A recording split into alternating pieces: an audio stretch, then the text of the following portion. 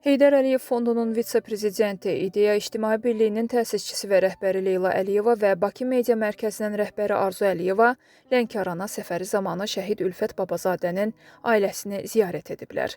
Leyla Əliyeva və Arzu Əliyeva Vətən müharibəsi şəhidi Ülfət Babazadənin xatirəsini ehtiramla yad edib.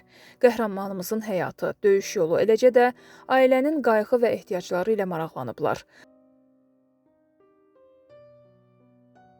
Daha sonra Leyla Əliyeva və Arzu Əliyeva Lənkəran şəhərində dekorativ tətbiqi sənət ustası Samir Həbibovun yaradıcılıq fəaliyyəti ilə tanış olublar.